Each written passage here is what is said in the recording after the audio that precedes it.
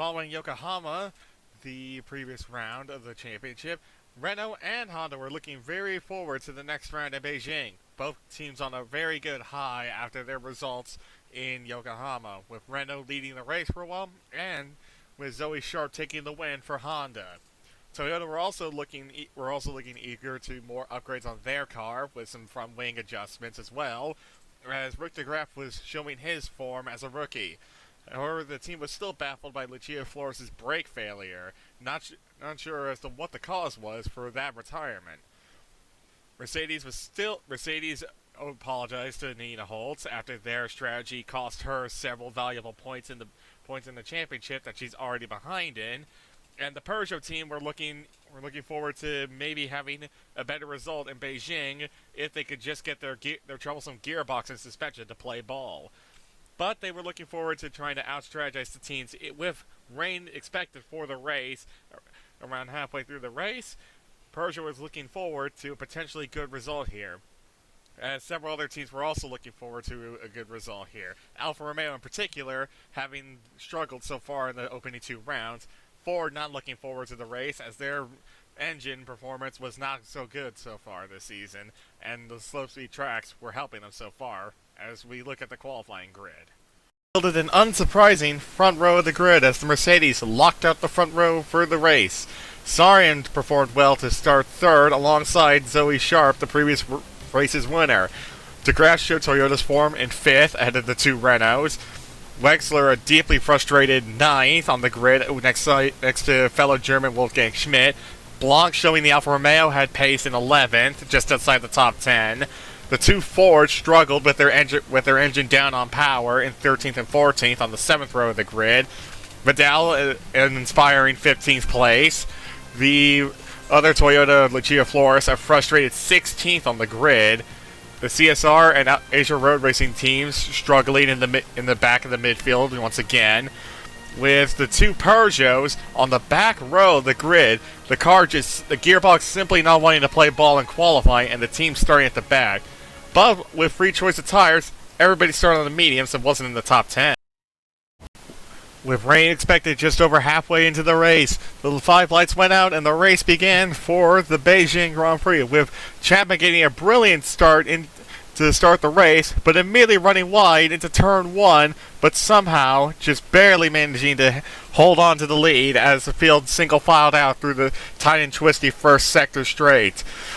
The two Fords got brilliant starts to move up the field, along with the two Peugeots from the back of the field. All the cars outside the top 10 started in the medium tires. Someone who didn't get a great start was Nina Holtz, and in her desperation to try and recover, she spun off the track and crashed in the opening lap of the race. Her title hopes definitely going down the drain now, as she failed to score points in two of the first 3 races. As Nikolai Surikov, on cold tires as well, also ran wide in the middle sector and lost ground, dropping to 12th place behind the Alfa Romeo of Samuel Blanc, who got a brilliant start alongside the BMW of Maria Gonzalez. A very hectic opening lap, as Sharp briefly took a look for the lead before immediately losing it to Chapman once again, as she was up at the second. The two Ferraris up into third and fifth. Aki Lipinen's Renault getting in the mix in fourth between the two Ferraris.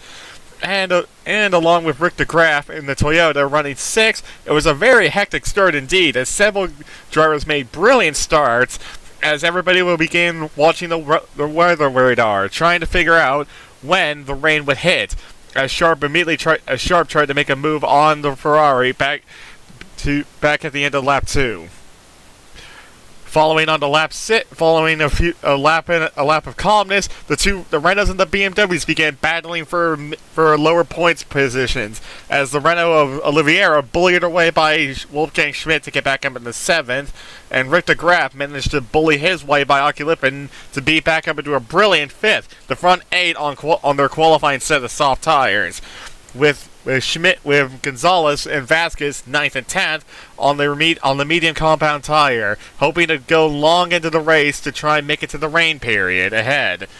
as the field began to finally settle down after a hectic opening few laps of the race. With everybody now watching the radar, it was time to try managing the tires to see what the soft runners could do, as the medium runners just let their medium tires phase into the race. As the Renaults continued to try and make up ground, as they wanted to capitalize on their performance from the previous round and show it wasn't a fluke. As Javier Vasquez ran wide into turn 1, dropping a position to Nikolai Surikov, promoting the Russian and the Honda back up into the top 10. As the two Fords began to fall back as their engine began to hold them back. The V6 twin-turbo engine not helping them on this occasion.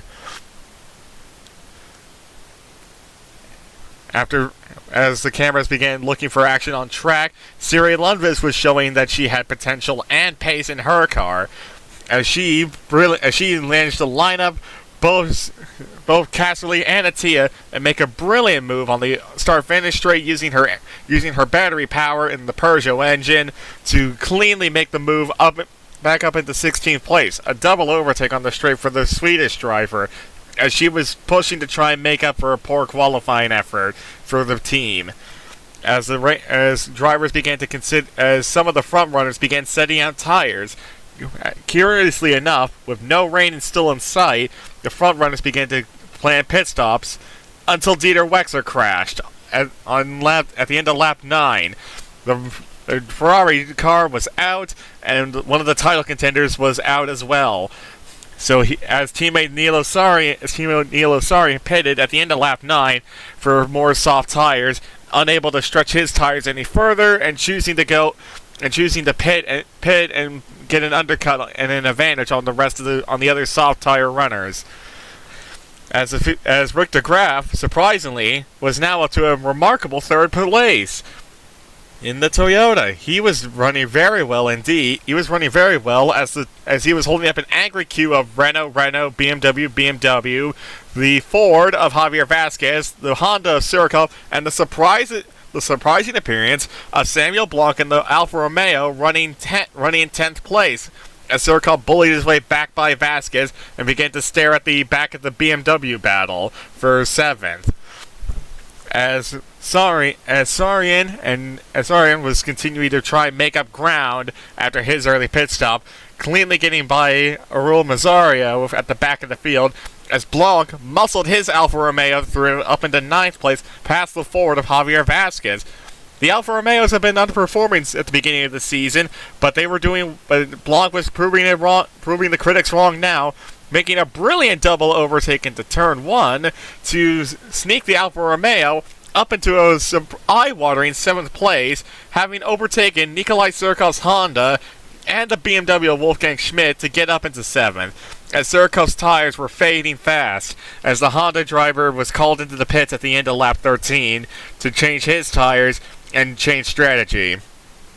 As more soft runners began considering pitting as the rain was still not coming, Sarian bullied his way through most of the midfield pack to get back up into 12th place as more cars began to start pitting, which, to everybody's surprise, realized that Maria Gonzalez was about to be the race leader, as Harry Chapman dove into the pits, followed by Samuel Blanc, promoting Gonzalez to the lead once again.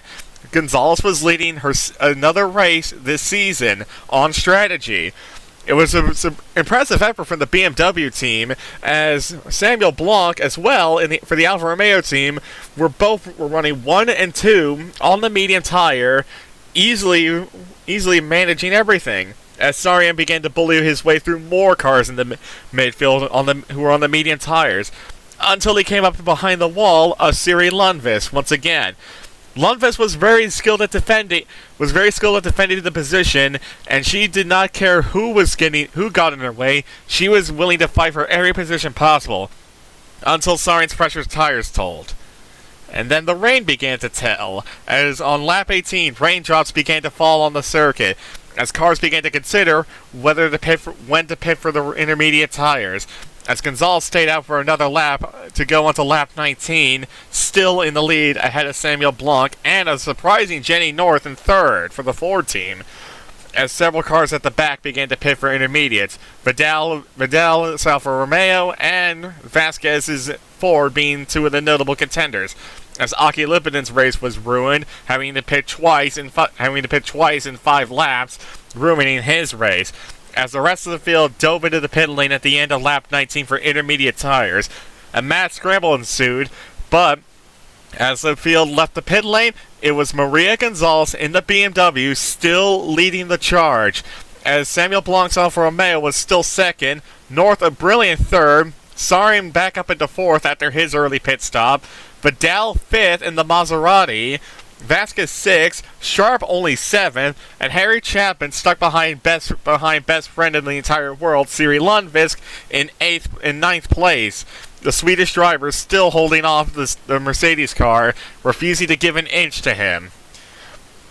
And another surprise was Rick Casserly in the Asia Road Racing car, up into a surprising 10th place for the time being, as Lundqvist continued to close on Sharp but defend from the Mercedes car behind her, until eventually the rain began to intensify as the field continued to try and slip and slide around on the greasy surface in Beijing. Lundqvist continued to defend brilliantly from Chapman for a while longer, as ahead of her, Iker Vidal in the Maserati was desperately trying to hold on to P6 ahead of the Works Honda. The Spanish driver was doing a brilliant job to try and hold on to position as Hamrin began to fall back through the field, having made a mistake into turn 1 on the slippery conditions.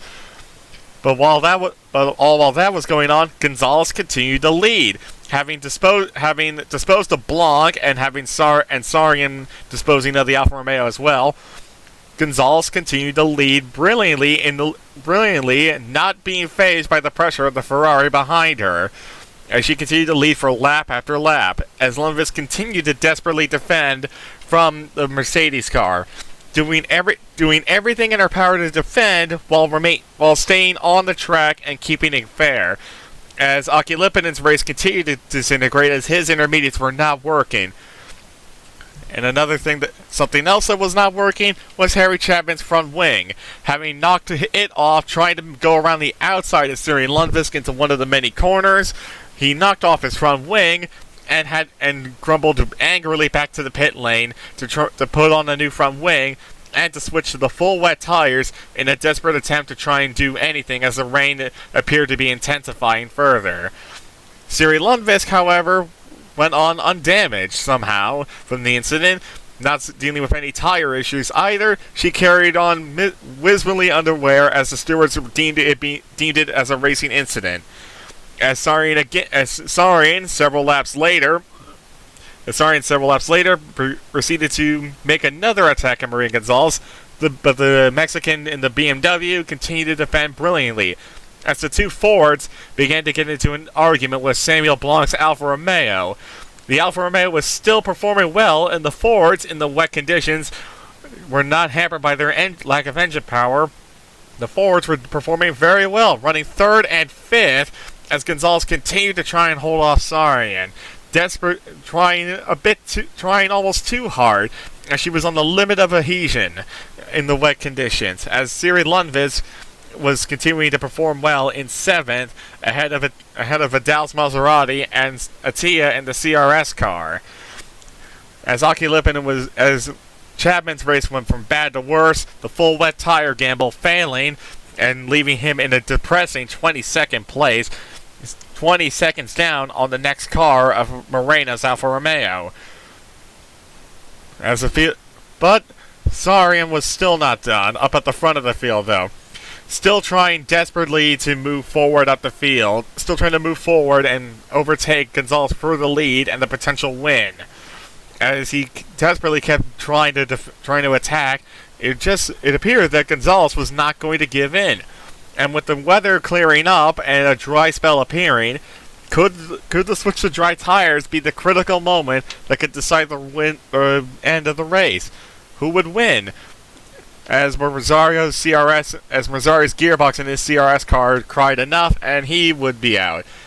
surprisingly, only the first retirement for 20 laps, as Wexler was the previous retirement. As the cameras decided to focus on Samuel Blanc, desperately holding off the Ford of Vasquez and the Honda of Sharp, who was struggling to make any impact on the Ford and Alfa Romeos. Surprisingly, given the fact that the Honda clearly was a fast car, but the Ford had the grip in the corners, and the Alfa Romeo was just fast enough on the straights to stay ahead of the Honda and the Ford behind him.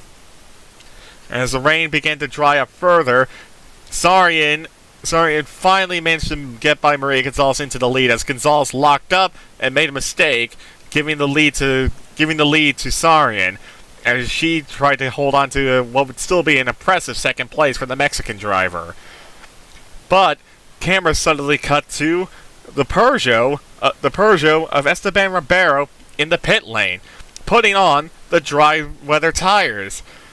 He was the first one to do so, as the rain had dried up to enough that there was a dry line forming on the track. Could this be a brilliant strategy call from the Peugeot team, as most of the field were staying out as more rain was spotted in the distance? Most of the field chose to stay out on their intermediate tires, waiting for the second rain spell. But Ribeiro and Siri Lundqvist, who pitted the next lap, were faster, sending purple sectors all around the track, as both cars began to gain ground. Would this be an inspired call by the Peugeot team to try and steal a point in the end, as Ribeiro set the fastest lap of the race on lap 37 to try and make up ground, as the Peugeots began to slowly carve their way through the field, the dry tires beginning to work brilliantly for them. The front runners still refused to pit, as the 2/3 mark came up. The Peugeots began carving through the field, dicing with each other and dicing past the intermediate runners who were struggling on their struggling on the intermediate tires. Still desperate to save a stop and not pit for the dry weather tires, Rick Casserly crashed out from the race in the same place Nina Holtz did on lap 1 in the Mercedes. So scratch another car, as Surkov chose to gamble and put on the soft tires as well. Having nothing to lose, he put them on and began to charge through the field as well. Suddenly, the cameras cut to Siri Lundqvist passing Nilo Sarian for the lead of the race. And then it showed Esteban Ribeiro diving down the inside of the Ferrari to make it a Peugeot 1-2. The Peugeots had pulled off a masterclass of a strategy and were running first and second, as many of the other cars began to put on more intermediate tires as the rain began to come back, but slowly enough for the Peugeots to still be the fastest cars on the track. And Nikolai Surkov, having still on the soft tires as well, having nothing to lose, of course, was closing in on Nilo Sarian. And soon, the Honda was on the Ferrari. The Honda was ducking and weaving as the spray began to spit from his tires. But Surkov was not phased, cleanly overtaking the Ferrari to move up into third place, as the Peugeots with just over with 16 laps to go, pit for intermediate tires, coming out in second and third, less than 15 seconds behind the race leader of Sarian. But Sarian's intermediates were finished. Having run several laps in the drying conditions, his intermediates had overheated and they were finished, as Lundqvist began to take chunks out of the Ferrari before the Ferrari surrendered to the inevitable and pitted for fresh intermediates with just over 15 laps to go in the race. But that left the Peugeots in a surprising 1-2, with Nikolai Surkov third. The three cars, having put on the dry tires, have pulled a masterclass over the field.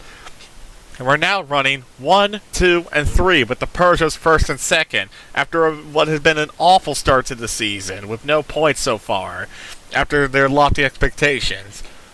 With Sarian running fourth, he began to charge on slightly fresh intermediates, trying to charge back up through the field, as the cameras would soon cut to Harry Chapman struggling in 19th place, having made another mistake and struggling to hold off the Maserati of Jeremy Woodford for 19th. The Maserati's engine, though, sounding sick on the straightaways, eventually allowed Chapman to pull away from the Maserati. But the two Peugeots continued to lead with 10 laps to go, and having shown no sign of slowing down, they maintained a brilliant pace over Surikov, who began to defend desperately from Nilo Sarian's Ferrari. The Honda was quick enough in the corners to just allow him to have enough room on the straightaway, as the Ferrari V12 was just barely not enough to outmuscle the Honda on the straights.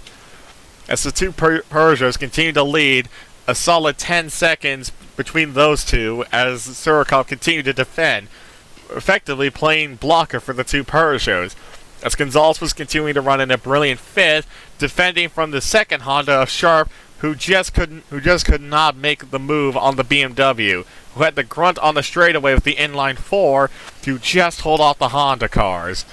As Blanc's Alfa Romeo was still circulating in an excellent 7th place.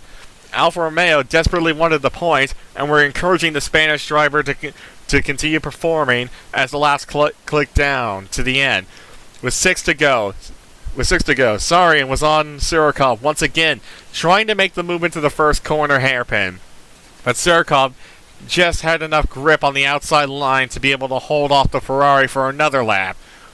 5 to go, and Nina Holtz and Zoe Sharp began to try and attack Maria Gonzalez once again, but not having the straightaway speed, was unable to do anything about the BMW. 4 to go, and Sarian was again on Nikolai Surikov, diving to the inside of the Russian, going side by side with the Russian through the first sector until the Honda managed to pull ahead once again. The Honda just having enough speed as they began to close on Esteban Ribeiro. Final lap of the race. Siri Lundqvist still led the race by a whopping 10 seconds over teammate Ribeiro in second, with Surikov desperately holding on to third place ahead of Sarian still.